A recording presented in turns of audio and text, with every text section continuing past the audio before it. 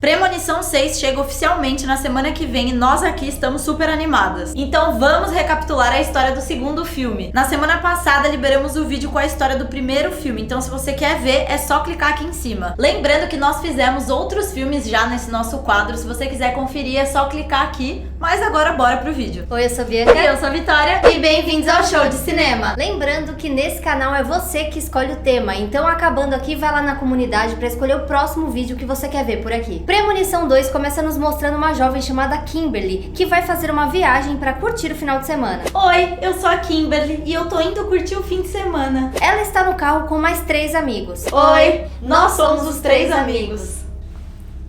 Amigos. Eles estão de boa, a estrada tranquila, música tocando, mas a Kimberly tá sentindo que algo estranho vai acontecer, principalmente porque a estrada tá cheia de carro e surge o maior medo de um motorista de estrada, que é o quê? Um caminhão de toras de madeira. Se você não tinha medo dele antes de assistir esse filme, com certeza depois de ver essa cena, seu medo começou a existir. Na semana passada eu estava em uma estrada e olha o vídeo que eu mandei pra Vi e acabei postando lá no Instagram do nosso canal. Uau! Tô com medo! Então, se você quiser ver essa e outras pataquadas nossas, é só seguir a gente lá no Instagram. Bom, mas continuando, nós vamos vendo quem que tá na estrada. Tem um ônibus cheio de crianças, uma mulher grávida no volante, um policial na viatura, um cara mó doidão num carrão, um casal na moto, enfim, todo mundo achando que vai chegar no seu destino de boa, só que não, porque o caos começa. Um acidente absurdo toma conta da estrada, é carro voando, caminhão capotando, tora de madeira atravessando o para-brisa, gente morrendo de tudo quanto é jeito, é um show de destruição total. E tudo isso porque as correntes do caminhão de tora se soltam e as madeiras saem rolando, detonando tudo pela frente. A primeira vítima é o policial que tava logo atrás do caminhão e a morte dele é grotesca. Depois vem o motoqueiro que também vai com Deus de uma maneira bizarra. A partir daí é só ladeira abaixo, é carro batendo em carro, é carro batendo em caminhão, é gente explodindo, porque a galera explode também, não é só os carros. Nesse filme tudo explode. Não, nesse filme aqui a gente vai falar sobre isso. Só tem explosão. O cara que fez esse filme, com certeza ele gostava de brincar de bombinha. Era o Chad Stahelski. A Kimberly e os amigos dela até tentam escapar, porém o carro dela capota. E ela e seus amigos morrem quando um caminhão pegando fogo vem na direção deles. E aí, ao fim, acabou o filme. Só que não, porque no caso era tudo uma premonição da Kimberly. E se ela não impedir a galera, tudo aquilo realmente vai acontecer. Ela então impede os carros de entrarem na estrada. O policial Burke, que tava ali perto, vai ver o que tá acontecendo e tenta tirar o carro dela da pista. Porém, no momento que ele tá ali tentando convencer a Kimberly de tirar o carro da pista, o acidente realmente acontece igualzinho que ela tinha visto. Só que por causa da premonição, várias pessoas acabam sobrevivendo. A própria Kimberly, o policial e outras pessoas que estavam ali. Só que logo depois um caminhão vem em alta velocidade e acaba batendo no carro dos amigos dela e eles vão com Deus, menos a Kimberly que tava fora. E nesse momento a gente consegue ver o número 180 em uma placa lá na estrada. Mais pra baixo. Pra baixo, pra baixo. Não, mais pra cima. Mais pra cima, pra baixo um pouquinho. Pra cima. Pelo amor de Deus! Pra quem não se lembra, esse é o nome do voo do primeiro filme e ele aparece normalmente quando vai acontecer alguma coisa desastrosa. Vamos fazer uma pequena pausa para um aviso importante. Nessa sexta-feira nós vamos assistir Premonição Laços de Sangue e nós pretendemos liberar no sábado ao meio-dia uma crítica sem spoilers pra vocês. Então o vídeo de sexta vai ficar pra sábado e na sexta-feira vamos liberar um short com as primeiras impressões do filme. Então se inscreve pra não perder. Depois do acidente ser evitado, todo mundo que escapou vai parar na delegacia. Porque, né, ninguém entende o que acabou de acontecer. E aí a Kimberly solta a bomba. Ela diz que naquele dia estava completando exatamente 1 ano desde a explosão do voo 180 e que ela teve a mesma premonição que o Alex teve, né? Porém, ninguém acredita nela, todo mundo acha que é apenas uma coincidência, mas não. Ela é, na verdade, a Raven do mundo da premonição. As visões da Kimberly. O futuro eu vejo sim. As visões da Kimberly. Eu tenho premonições sim. A Kimberly volta pra casa, conta pro pai que ela tá sentindo alguma coisa estranha, mas ele acha que é apenas o trauma dela. Só que ela sabe que no fundo ainda vai dar merda. E é aí que a gente começa a ver tudo dando errado com os sobreviventes do acidente da rodovia. Afinal, a morte não ia deixar barato, né? O primeiro aí com Deus é um dos sobreviventes, o Evan. O Evan tinha ganhado na loteria um dia antes, só que ele é tão sortudo que ele vai morrer um dia depois. Ele chega em casa cheio de sacola, porque agora ele é rico, e aí ele pensa, tô com fominha. Ele vai fazer o quê? um macarrão. Só que a panela que ele pega tem comida velha ali. E ele faz o quê? Ele joga o macarrão velho pela janela. Porque afinal esse é o único jeito dele se livrar daquela comida velha, né? E aí ele vai pra cozinha, começa a preparar uma outra comida e tudo dá errado. O anel dele cai no ralo e ele vai enfiar a mão pra pegar e acaba ficando preso ali. Enquanto isso, o micro-ondas começa a dar curto-circuito e a panela no fogão começa a pegar fogo. Nossa, curto-circuito é uma palavra muito difícil de falar, né? Português é difícil demais, né? Curto-circuito, fala rápido. Curto-circuito, curto-circuito, curto-circuito, curto-circuito. Não, mais rápido. Curto-circuito, curto-circuito, curto-circuito. Ah, você é melhor que eu nisso. Curto-circuito, curto-circuito. Curto-circuito, curto-circuito. Ah, gente, me irritou. A cozinha vira um caos, ele consegue soltar sua mão, tenta apagar o fogo, mas não dá tempo. Ele sai pela janela e a casa explode. Sim, a casa explode porque nesse filme tudo explode, né? Se já não bastasse os carros explodindo do nada no começo do filme, aqui eles precisam explodir a casa do Evan também. Bom, e aí você pensa, caraca, ele sobreviveu. Só que não, chegando lá embaixo no seu prédio, ele escorrega no macarrão que ele tinha jogado antes. E aí ele cai no chão e a escada de emergência afunda na cabeça dele. Enquanto isso, o policial Burke está investigando o que aconteceu na rodovia e se aprofundando no caso, né, do voo 180. Inclusive é nesse momento que descobrimos que o Alex morreu. Sim, o sobrevivente do primeiro filme não está mais entre nós. Ele morreu porque um tijolo caiu na cabeça dele. Simples assim, cagaram pra ele. Inclusive essa morte aqui, ela poderia estar naquele vídeo nosso lá de piores mortes de premonição, sabe? Sei. Porque é patético o que fizeram com o Alex, né, mas... é isso. E se você quiser ver esse vídeo, é só clicar aqui em cima. Um pouco depois, Kimberly decide ir atrás de informações e descobre a história de Clear Rivers, a única sobrevivente daquele desastre. Clear está internada em um instituto psiquiátrico e a Kimberly consegue o endereço, vai até lá e descobre que a Clear está internada voluntariamente. Isso porque ela tá com medo de morrer. A mulher vive trancada num quarto acolchoado, sem nada perigoso por perto. Kimberly conta pra ela o que tá acontecendo e a Clear menciona que se a morte colocou sobreviventes na lista, todos irão morrer. Ela tá errada porque ela sobreviveu. Então, né? Ah, nada a ver ela falar isso. Ah, mas ela sobreviveu porque ela tava num lugar acolchoado. Mas a morte... a morte, ela explode qualquer coisa. É só explodir o colchão lá. Clear explica que a ordem que a morte segue é a ordem que a premonição mostrou das mortes. Mas se isso fosse real, o primeiro a morrer deveria ter sido o policial Burke e não o Evan, né? Que foi o último a morrer na premonição da Kimberly. Então isso não parece fazer sentido. Aí a Clear pensa um pouco e ela fala o quê? Ao contrário. Ao contrário. De trás pra frente. É que o de cima sobe, de baixo desce.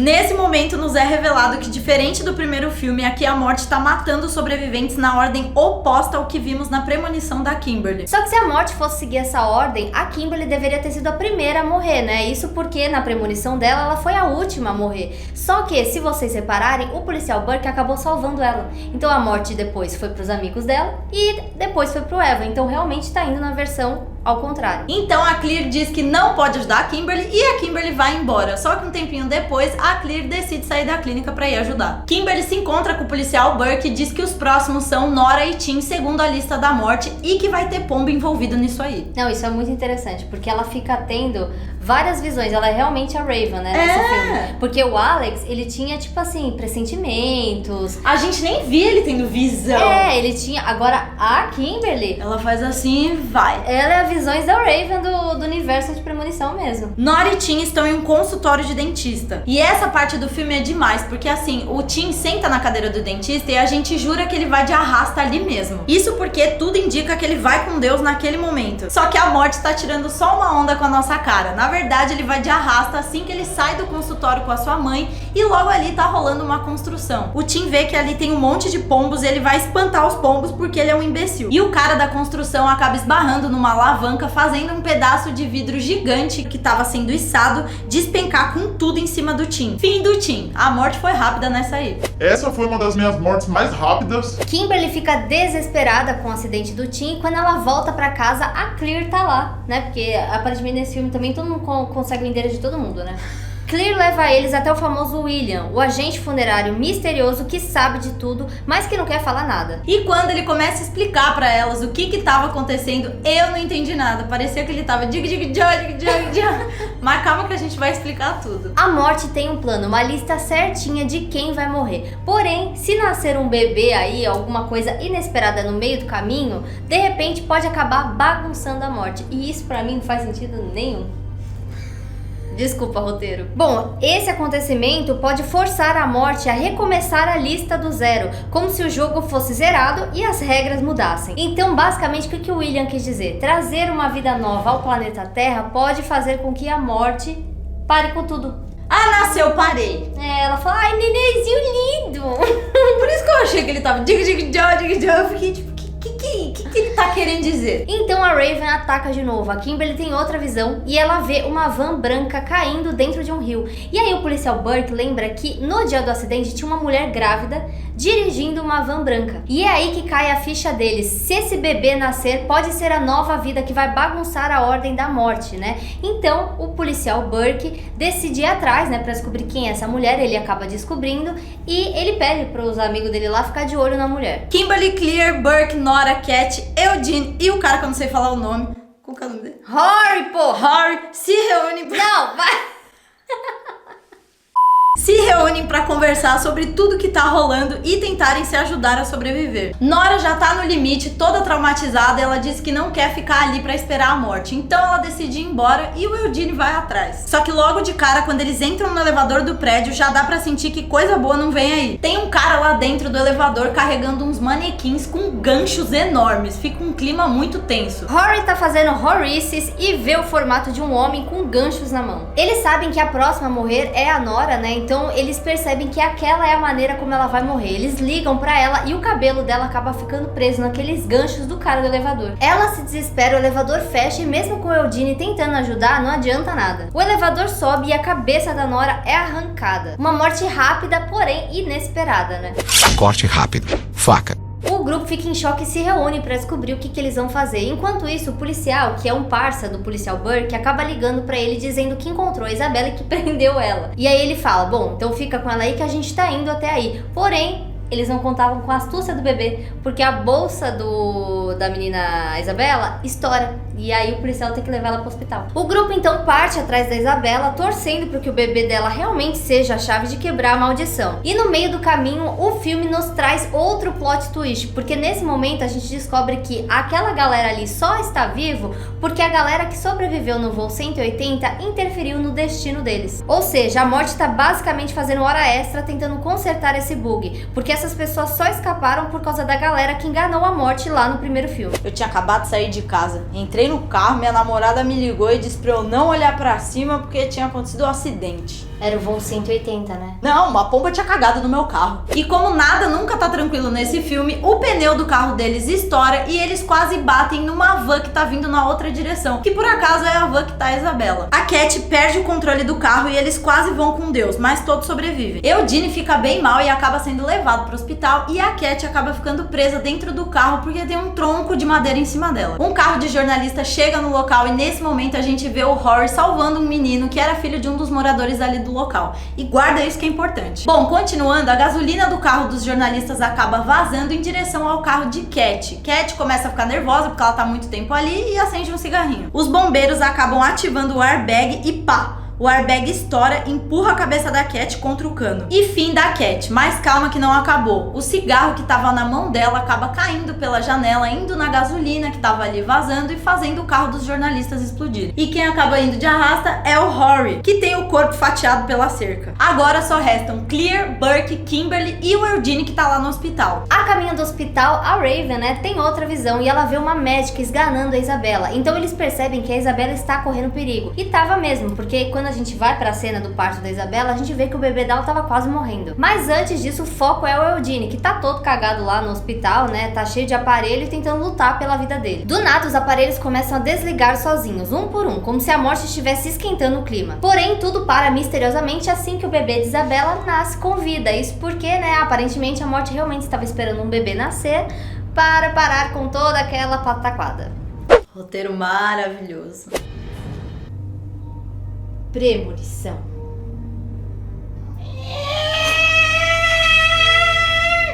Burke, Kimberly e Clear até comemoram aquele momento, porém essa comemoração dura pouco. Kimberly tem outra visão, sim, outra visão, e nela ela vê que a Isabela não teria morrido no acidente da estrada. Clear fica preocupada com o Eugene, então ela decide ir até o quarto dele, só que tava tendo um vazamento de gás lá dentro. Então quando ela abre a porta, adivinha o que acontece nesse filme? Sim, o quarto explode levando a Clear junto com o Eugene, né? Já faz um combo já. Fez 2 espetinhos. Mais uma vez a morte mostra que não tem pausa e nem piedade. E é nesse momento que a Kimberly percebe que todas aquelas premonições na verdade eram sobre ela. Na verdade é ela quem precisa morrer pra morte parar com toda essa pataquada. E eu amo que na hora que ela percebe isso, ela fala pro policial Burke: chama a médica, eu vou lá, eu vou me jogar no lago, né? Ela não fala, mas dá a entender. E quando ela sai, ela entra na ambulância, a porta fecha e aí a morte não deixa o policial passar. A morte ajuda a Kimberly a derrotar a morte. Olha que legal. Um roteiro maravilhoso. Ah, eu achei muito divertido, nossa. Então, quando a morte deixa ele passar, ele corre até o lago que a Kimberly tinha se jogado e vai lá salvar ela. E não é que ele consegue salvar? Mas calma que ainda tem uma última cena. Eles estão todos numa fazenda, num clima leve, e vocês lembram do garoto que o cara, que eu não sei falar o nome, o Rory, salvou? Então, aquela fazenda é do pai dele. O pai do menino conta pra galera que o Rory puxou o menino na hora certa. Ou seja, o Rory, que eu tô conseguindo falar o nome, interferiu no destino dele. E aí, bum! Uma churrasqueira explode, porque esse filme ama explosões. E o braço do menino voa e cai na mesa. A galera fica em choque e a Kimberly e o Burke se olham e ficam: meu Deus, isso aqui ainda não acabou. Ou seja, a morte ainda tá pro jogo. Premonição 2 foi lançada em 2003 e nós queremos saber a sua opinião sobre esse filme. Conta pra gente nos comentários. E é isso, um beijo e até o próximo vídeo. Tchau!